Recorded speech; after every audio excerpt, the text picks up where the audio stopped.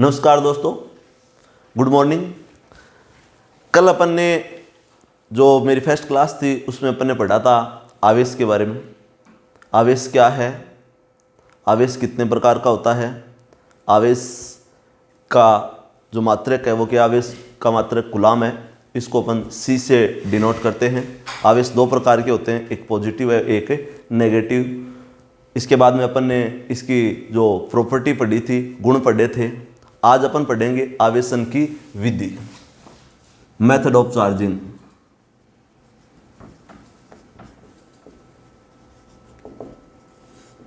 इसमें पहला जो मेथड है वो है, अपन पढ़ रहे हैं स्पर्श विधि। स्पर्श विधि का मतलब है, अपन जो चार्जिंग की विधि पढ़ रहे हैं उसमें अपन ये पढ़ रहे हैं कि किस प्रकार से आवेश को एक वस्तु से दूसरी वस्तु पर स्थानांतरित किया जा सकता है या किस प्रकार से किसी वस्तु को आवेशित किया जा सकता है। तो जनरली अपने जो 12th आरबीएससी में दिया हुआ है, 3 विधियां इसकी दे रखी है। एक स्पर्श विधि है, एक प्रेरण विधि है और एक है घर्षण विधि। तो सबसे पहले अपन पढ़ रहे हैं स्पर्श विधि के बारे में। स्पर्श विधि में जैसे आपको नाम से ही स्पष्ट है कि इसमें अगर कोई वस्तु आवेशित होगी तो वो वस्तु किसी के संपर्क में आने पर या किसी से स्पर्श होकर आवेशित होगी।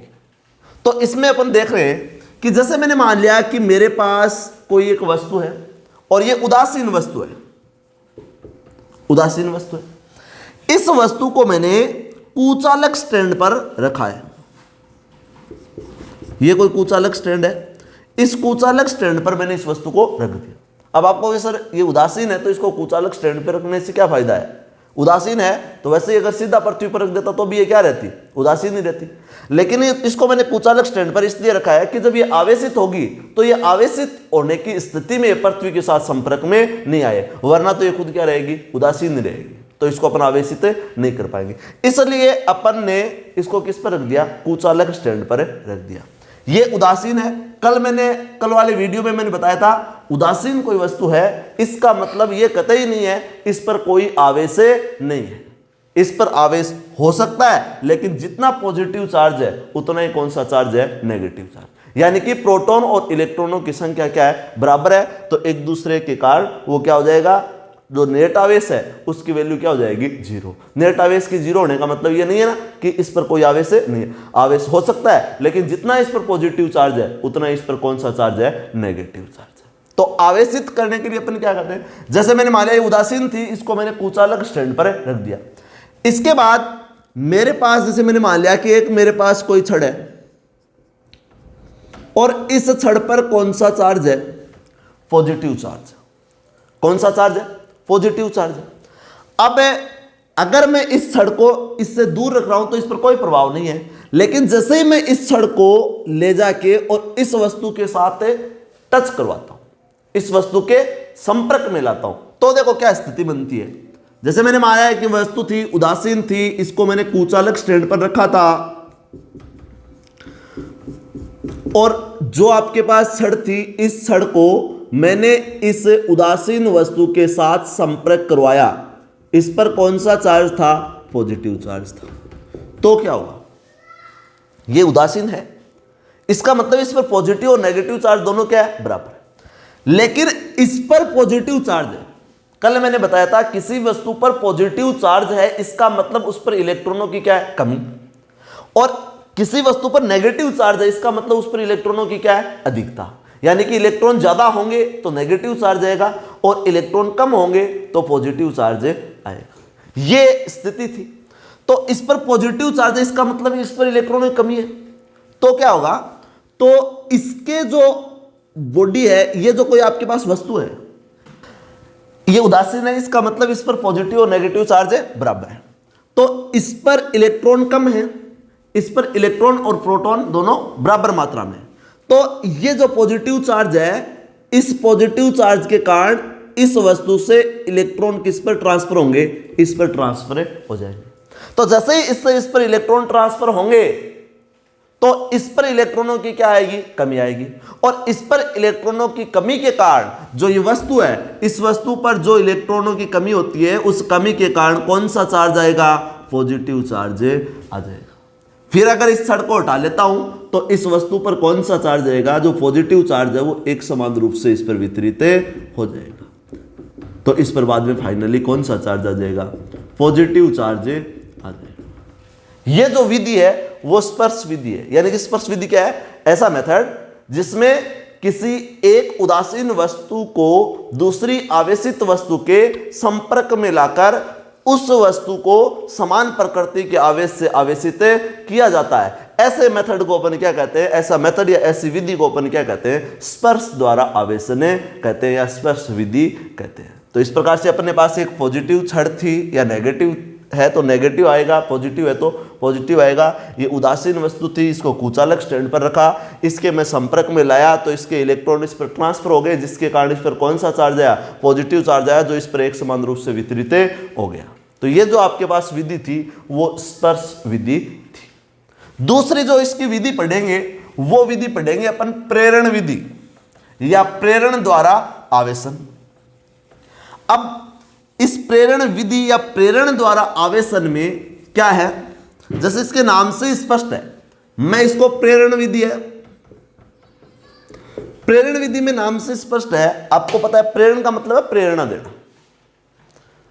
जैसे अपने घर वाले अपन को नहीं बोलते क्या कि देख उसके तो 90% आ गए, तेरे तो 80% आए हैं, या वो मेरिट में आ गया, तेरे तो 85% आए हैं। तो अपन को क्यों बोलते हो, ताकि अपन दूसरे से क्या ले, प्रेरणा, उनसे क्या हो, इंस्पायर हो अपन। वही विधि इसमें, वही विधि है ये। प्रेरण विधि का मतलब है एक वस्तु से दूसरी वस्तु को प्रेरित करना। जैसे आपके पास एक कोई वस्तु है, इसमें यानी टच नहीं करते, दूर से ही क्या होती है, प्रेरणा होती है। यानी कि आपके पास एक कोई वस्तु है, यह वस्तु उदासीन है, सेम वही प्रोसेस है। पहला इसको मैंने कुचालक स्टैंड पर रख दिया, एक उदासीन वस्तु थी, इस उदासीन वस्तु को मैंने कुचालक स्टैंड पर रख दिया। उदासीन होने का मतलब वही है कि इस पर नेट आवेश का मान क्या है, 0। लेकिन यह कहते नहीं है कि इस पर कोई आवेश नहीं है, लेकिन पॉजिटिव और नेगेटिव दोनों क्या है, बराबर। आपके पास एक वस्तु और थी दूसरी,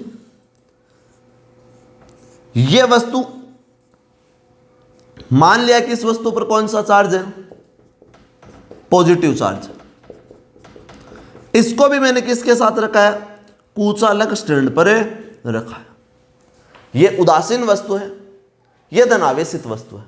अभी ये दोनों वस्तुएं दूर दूर है। ये मैंने मान लिया कि वस्तु ए है और ये मैंने मान लिया कि वस्तु क्या है, बी है। अब मैं दूसरी स्टेप में क्या करता हूं, दूर दूर है तो इस वस्तु पर कोई प्रभाव नहीं पड़ रहा है इसकी वजह से। अब मैं क्या करता हूं, इस वस्तु को इसके बहुत पास लेके जाता हूं, लेकिन याद रखना इस वस्तु को इसके संपर्क में नहीं लाता या इससे टच नहीं करता, कुछ दूरी पर रखता हूं। तो जैसे मैं इसको कुछ दूरी पर रखूंगा तो इसकी यह स्थिति बनेगी। देखो ये आपके पास धनावेशित वस्तु थी,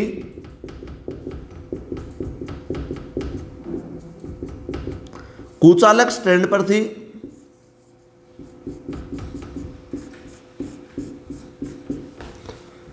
इस उदासीन वस्तु के पास लेके आया था। लेकिन एक बात याद रखना कि इसको पास ही लेके आया था, इसके संपर्क में नहीं लाया था, यानी कि इस वस्तु से स्पर्श नहीं हुआ था। अब जैसे ही मैं इस वस्तु आवेशित वस्तु को इस उदासीन वस्तु के पास लेके आता हूं तो क्या हो, इस आवेशित वस्तु को इस उदासीन वस्तु के पास लेके आया तो इस पर उदासीन वस्तु का मतलब क्या था, मैंने थोड़ी देर पहले बताया कि इस पर आवेश है, लेकिन जितना ऋणावेश है उतना ही क्या है, धनावेश। यानी कि पॉजिटिव और नेगेटिव दोनों क्या है, बराबर है। तो इस पर जो नेगेटिव था वो इलेक्ट्रॉन की वजह से, पॉजिटिव था वो प्रोटॉन की वजह से, दोनों पर बराबर था, तो ये उदासीन थी। इस पॉजिटिव चार्ज है, इस पर पॉजिटिव चार्ज है, इसका मतलब क्या है, इस पर पॉजिटिव चार्ज होने का मतलब ये है कि इस पर इलेक्ट्रॉनों की कमी है। तो ये जो पॉजिटिव चार्ज है, अगर इसके संपर्क, ये वस्तु इसके संपर्क में आती तो इस पर इलेक्ट्रॉनों की कमी थी, इस पर इलेक्ट्रॉनों की अधिकता थी, तो डायरेक्ट इसके इलेक्ट्रॉन है वो इस पर क्या होते हैं, ट्रांसफर होते हैं। तो इस पर पॉजिटिव चार्ज आता है, क्योंकि इस पर इलेक्ट्रॉनों की क्या हो जाती, कमी हो जाती, और वो इलेक्ट्रॉन इस पर ट्रांसफर होते तो इसके जो पॉजिटिव चार्ज है इसका, उसमें क्या आती, कमी आती, क्योंकि जैसे ही इलेक्ट्रॉन आते तो इलेक्ट्रॉनों पर नेगेटिव चार्ज होता, तो इसके जो पॉजिटिव चार्ज में क्या आ जाती, कमी। लेकिन ऐसा तो यहां पर संभव नहीं है, क्योंकि अपन इसको टच नहीं करवा रहे। अगर टच करवाते तो बात अलग थी, लेकिन इसके एकदम पास रख रहे हैं, तो पास रखेंगे तो क्या करेंगे, इस वस्तु के जो इलेक्ट्रॉन है, इस वस्तु पर जो इलेक्ट्रॉन थे, वो इलेक्ट्रॉन इस पॉजिटिव चार्ज की तरफ क्या हो जाएंगे, आकर्षित हो जाएंगे। और जैसे ही इस पॉजिटिव चार्ज की तरफ आकर्षित होंगे तो इस वस्तु के ये जो किनारा है या ये जो सतह है, जो इस धनावेशित वस्तु की तरफ है, इस पर इलेक्ट्रॉन आने के कारण इस पर कौन सा चार्ज आ जाएगा, नेगेटिव चार्ज आ जाएगा। और जो दूसरी सतह है, इस दूसरी सतह पर कौन सा चार्ज आ जाएगा, पॉजिटिव चार्ज आ जाएगा। तो जो एक सतह थी इस पर, तो इसके पास वाली जो सतह थी इस पर नेगेटिव चार्ज आ गया, दूसरी सतह पर कौन सा चार्ज आ जाएगा, पॉजिटिव चार्ज आ जाएगा। इस प्रकार इस वस्तु की दोनों सतह वो आवेशित हो जाएगी, एक तरफ नेगेटिव चार्ज है, दूसरी तरफ क्या है, पॉजिटिव चार्ज है। अब आप कहोगे सर आप तो विधि पढ़ रहे हो आवेशन की, इस पर पॉजिटिव और नेगेटिव चार्ज है, तो एक पर पॉजिटिव आ गया सतह पर, दूसरी सतह पर नेगेटिव चार्ज है। अब अगर इसमें वस्तु को हटा लूंगा तो इस वस्तु पर आवेश क्या रहेगा, नेट आवेश अब भी क्या रहेगा, जीरो रहेगा, अगर इस वस्तु को इस स्थिति में हटा लिया तो। लेकिन मेरे को तो क्या करना है, आवेशित करना है। तो आवेशित करने के लिए मैं क्या करूं, मेरे को ऐसे करना है कि इसमें से एक साइड वाला जो चार्ज है वो क्या हो जाए, खत्म हो जाए, ताकि एक साइड वाला चार्ज बच जाए। तो इस स्थिति में मैं इस वस्तु की इस सतह को क्या कर दिया, भूसंपर्कित कर दिया। आप याद रखना, पृथ्वी के साथ किसी भी वस्तु को संपर्क में आप लाते हो या पृथ्वी से कनेक्ट करते हो, भू संपर्कित करते हो, तो वह वस्तु क्या हो जाती है, उदासीन हो जाती है। यानी कि अगर किसी ऋणावेशित वस्तु को पृथ्वी के संपर्क में लाओगे तो भी उदासीन हो जाएगी, अगर धनावेशित को लाओगे तो भी उदासीन हो जाएगी। आप कहोगे सर ऐसा कैसे हो सकता है, ऋणावेशित है तो उस पर इलेक्ट्रॉन ज्यादा है, तो वो उदासीन कब होगी, जब वो इलेक्ट्रॉन किस में चले जाएंगे, पृथ्वी में। और अगर धनावेशित है तो पृथ्वी से इलेक्ट्रॉन आएंगे। क्या ऐसा हो सकता है कि पृथ्वी इलेक्ट्रॉन ले भी ले और पृथ्वी इलेक्ट्रॉन दे भी ले? बिल्कुल हो सकता है, पृथ्वी इलेक्ट्रॉन दे भी सकती है, इलेक्ट्रॉन ले भी सकती है। कोई भी वस्तु है अगर वो हाई पोटेंशियल पर है, इसका मतलब उस पर पॉजिटिव चार्ज है पृथ्वी के सापेक्ष, और अगर वो पृथ्वी के सापेक्ष लो पोटेंशियल पर है, इसका मतलब उस पर कौन सा चार्ज है, नेगेटिव चार्ज है। तो पृथ्वी से इलेक्ट्रॉन अगर उस पर पॉजिटिव चार्ज है तो पृथ्वी उसको इलेक्ट्रॉन देके उदासीन कर देगी, और अगर उस पर नेगेटिव चार्ज है तो पृथ्वी उससे इलेक्ट्रॉन लेके क्या कर देगी, उदासीन। तो इस सतह को मैंने पृथ्वी के संपर्क में लाया है, तो इस पर पॉजिटिव चार्ज है, तो पृथ्वी से इलेक्ट्रॉन जाकर इस पॉजिटिव चार्ज को क्या कर देंगे, खत्म कर देंगे। तो ये जो सतह है इस पर जो पॉजिटिव चार्ज है वो पॉजिटिव चार्ज क्या हो जाएगा, समाप्त हो जाएगा। तो पॉजिटिव चार्ज को इसने खत्म कर दिया, तो इस सतह पर कौन सा चार्ज बचेगा, नेगेटिव। अब आप कहोगे सर आपने अभी कहा था कि अगर किसी वस्तु पर पॉजिटिव चार्ज है उसको वस्तु के पृथ्वी के संपर्क में लाते हैं तो वो उदासीन हो जाती है, क्योंकि पृथ्वी के इलेक्ट्रॉन चले जाते हैं। अगर नेगेटिव चार्ज है तो उससे इलेक्ट्रॉन पृथ्वी में आ जाते हैं। तो फिर ये इलेक्ट्रॉन भी पृथ्वी में आ जाने चाहिए, ये आ जाने चाहिए, लेकिन आएंगे नहीं। क्यों? क्योंकि ये जो नेगेटिव चार्ज है वो इस पॉजिटिव चार्ज से आकर्षित होकर इससे क्या है, बंधा हुआ है। तो ये इलेक्ट्रॉन यानी कि इलेक्ट्रॉन है या ये नेगेटिव जो चार्ज है वो इससे कनेक्टेड है, यानी कि इससे बंधा हुआ है, तो ये इलेक्ट्रॉन पृथ्वी में नहीं जा पाएंगे, इसलिए ये इलेक्ट्रॉन है वो इसी सतह पर रुके रहेंगे। अब नेक्स्ट स्थिति में मैं क्या करता हूं, तो इस पर कौन सा चार्ज है, पॉजिटिव चार्ज तो समाप्त हो गया, बचा कौन सा चार्ज, नेगेटिव चार्ज बचा। अब मैं अगर इसका जो भू संपर्कित मैंने इसको किया है वो हटा दूं तो इस वस्तु पर कौन सा चार्ज आएगा। अगर मैंने इसको हटा दिया, भू संपर्क को हटा दिया और यहां पर भू संपर्क को हटा दिया और इस वस्तु को भी क्या कर दिया, हटा दिया, तो ये इलेक्ट्रॉन आपस में एक दूसरे से प्रतिकर्षण के कारण इस वस्तु पर एक समान रूप से क्या हो जाएंगे, फैल जाएंगे। तो इस प्रकार से जो प्रेरण विधि है इसमें अपन क्या करते हैं, प्रेरण विधि में किसी भी वस्तु को अपन आवेशित तो करते हैं, लेकिन वो आवेश कैसा आता है, जिस वस्तु की सहायता से अपन इसको आवेशित करते हैं उस वस्तु पर जो आवेश है उसके विपरीत प्रकृति का आवेश आता है और वो इस पर एक समान रूप से फैल जाता है।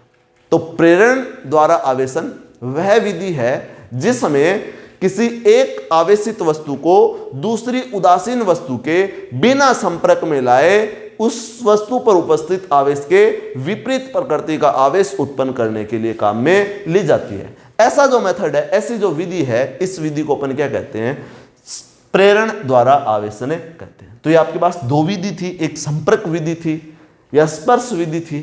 उसमें अपन एक वस्तु को दूसरी वस्तु के डायरेक्ट संपर्क में लाते हैं या स्पर्श करवाते हैं। प्रेरण विधि क्या है? प्रेरण विधि में ये है कि अपन एक वस्तु को दूसरी वस्तु के डायरेक्ट संपर्क में नहीं लाते हैं, उसके बहुत पास ले जाते हैं, जिससे उसकी सतह पर, दोनों सतह पर विपरीत प्रकृति का आवेश आता है। पृथ्वी के साथ कनेक्ट करते हैं एक सतह को, जिसके कारण उसके इलेक्ट्रॉन आके उसके पॉजिटिव जो चार्ज है, धनावेश है, उसको समाप्त कर दिया, एक सतह पर नेगेटिव चार्ज बच गया। फिर भूसंपर्क हटा देते हैं, इस वस्तु को हटा देते हैं, तो प्रतिकर्षण के कारण ये इलेक्ट्रॉन इस वस्तु पर एक समान रूप से फैल जाते हैं। इस प्रकार इस पर आवेश आ जाता है। ये विधि थी प्रेरण विधि। अब इसमें तीसरी और जो लास्ट विधि है वो है घर्षण द्वारा आवेशन।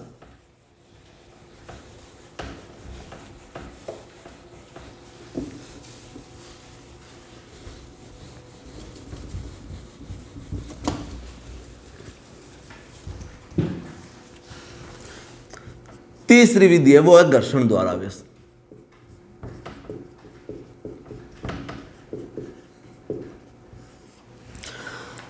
पहली विधि स्पर्श विधि थी, जिसमें आपने देखा कि नाम से स्पष्ट है, इसको टच करवाते हैं। दूसरी प्रेरण थी, तो दूर रख के आवेशित करते हैं। तीसरी है घर्षण। घर्षण का मतलब क्या है? आपस में रगड़ना।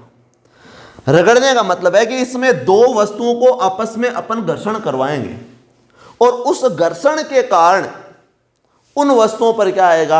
आवेश आएगा। जैसे मैंने मान लिया कि मेरे पास एक कोई रेशम का कपड़ा है और एक कांच की छड़ है। अब कांच की छड़ भी उदासीन है इस स्थिति में, और ये जो रेशम का कपड़ा है वो भी क्या है? उदासीन। दोनों ही उदासीन है पहली स्थिति में। अब रेशम का कपड़ा और कांच की छड़ दोनों ही उदासीन है। दोनों उदासीन होने का मतलब वो, ये मैंने पहले ही बताया कि दोनों उदासीन होने का मतलब ये नहीं है कि इस पर भी आवेश नहीं है, इस पर भी आवेश नहीं है। दोनों पर आवेश है, लेकिन वो आवेश जितना पॉजिटिव है उतना ही क्या है? नेगेटिव। पॉजिटिव और नेगेटिव दोनों आवेश बराबर हैं, इसलिए अपन इसको उदासीन करें। इस पर भी क्यू नेट 0, इस पर भी क्यू नेट क्या है? 0। जब मैं इस पर, इसको इसके साथ या इसको इसके साथ आपस में घर्षण करवाता हूं तो क्या होता है? घर्षण जब मैं इनको कराऊंगा तो इनके जो इलेक्ट्रॉन हैं वो इलेक्ट्रॉन इस घर्षण के दौरान क्या प्राप्त करेंगे? ऊर्जा करेंगे, और ऊर्जा लेके वो इलेक्ट्रॉन एक वस्तु से दूसरी वस्तु पर ट्रांसफर हो जाएंगे। तो इन दोनों वस्तुओं को जब आपस में, यानी कि कांच की छड़ और रेशम के कपड़े को मैं अगर घर्षण करवाता हूं, आपस में इनको रगड़ता हूं, तो मैं देखता हूं कि कुछ देर बाद जो कांच की छड़ है उस कांच की छड़ पर पॉजिटिव चार्ज आ जाता है, और जो रेशम का कपड़ा है उस पर कौन सा चार्ज आ जाता है? नेगेटिव चार्ज आ जाता है। कांच की छड़ पर पॉजिटिव चार्ज और जो रेशम का कपड़ा है उस पर कौन सा चार्ज आएगा? Negative charge. अब आप बोलोगे सर ये जरूरी थोड़ी है कि कांच की छड़ पर पॉजिटिव चार्ज आए और रेशम के कपड़े पर नेगेटिव चार्ज आए, ये फिक्स है क्या? हाँ, इन दोनों वस्तुओं को आप संपर्क में घर्षण करवाते हो तो ये फिक्स है कि इस पर पॉजिटिव चार्ज आएगा और इस पर नेगेटिव चार्ज आएगा। क्यों आएगा? क्योंकि पॉजिटिव चार्ज उस वस्तु पर आता है जिससे इलेक्ट्रॉन जाते हैं, और नेगेटिव चार्ज उस पर आता है जिस पर इलेक्ट्रॉन आते हैं। अब आपको सर कांच की छड़ से फिक्स, कांच की छड़ से इलेक्ट्रॉन इस पर गए, क्या रेशम के कपड़े से भी इस पर इलेक्ट्रॉन आ सकते थे क्या? नहीं आ सकते, क्योंकि अगर दो वस्तुओं को आपस में आप घर्षण करवाओगे तो पॉजिटिव चार्ज उस पर आएगा जिसके इलेक्ट्रॉन ढीले बंधे होते हैं या जिसका कार्यफलन कम होता है, और नेगेटिव चार्ज उस पर आएगा जिसका कार्यफलन ज्यादा होता है। जो इसको घर्षण करवाया तो इसका कार्यफलन इसकी कंपैरिजन में कम था, तो यहां से जो इलेक्ट्रॉन है वो किस पर ट्रांसफर हो गए? रेशम का जो कपड़ा है उस पर वो इलेक्ट्रॉन ट्रांसफर हो गए। तो इसकी कैपेसिटी है वो इलेक्ट्रॉन त्यागने की प्रकृति रखता है। तो कांच की छड़ इलेक्ट्रॉन त्यागने की प्रकृति रखती है, तो कांच की छड़ से इलेक्ट्रॉन त्यागे जाएंगे, तो इस पर इलेक्ट्रॉनों की कमी होगी, तो इस पर कौन सा चार्ज आएगा? पॉजिटिव चार्ज आएगा। रेशम का कपड़ा है वो इलेक्ट्रॉन ग्रहण करेगा, तो इस पर कौन सा चार्ज आएगा? नेगेटिव चार्ज आएगा। ये जो आपके पास जो सिस्टम है, ये जो आपके पास घर्षण विधि थी, ये विधि अपने जनरल लाइफ में भी अपन को देखने को मिलती है। जैसे अपन छोटे थे तो अपन एक खेल खेलते थे, उसमें होता था कि एक चेयर पर बैठता है, अपन चेयर को पीछे से तौलिए से किसी वस्तु से धीरे धीरे पीटते थे, और जब दूसरा कोई आके उसे हाथ लगाता था तो अपन को एक झटका सा लगता था। ये घर्षण द्वारा ही था, घर्षण विधि थी। उसमें कोई आता है तो उसको पीटते तो वो घर्षण होता है, घर्षण के कारण वो चार्जिंग अवस्था में आ जाता है, यानी कि उस पर चार्ज क्रिएट हो जाता है, और जब अपन टच करते हैं तो अपन को वो थोड़ा सा नॉर्मल झटका सा लगता था। रात को अपन सर्दियों के दिनों में रजाई जब ओढ़ते हैं तो अपन देखते हैं कि अपने जो बाल होते हैं वो है ना ऐसे खड़े होते हैं, तो वो भी है कि अपने बाल जब रजाई के संपर्क में आएंगे उनसे घर्षण होगा तो उसमें क्या हो जाएगा? आवेशित वो हो जाएंगे। तो ये जो आपके पास स्थिति थी वो घर्षण द्वारा आवेशन था। आज अपन ने 3 विधि पढ़ी है आवेशन की। पहली विधि अपन पढ़ रहे थे वो संपर्क विधि थी, या स्पर्श विधि थी, या संपर्क द्वारा आवेशन था। दूसरा प्रेरण द्वारा था। तीसरा जो है वो कौन सा था? घर्षण द्वारा आवेशन था। तो कल अपन ने आवेश और आवेश के गुणधर्म, आज अपन ने आवेशन की विधि। अब नेक्स्ट क्लास में अपन और पढ़ेंगे आवेश के बारे में।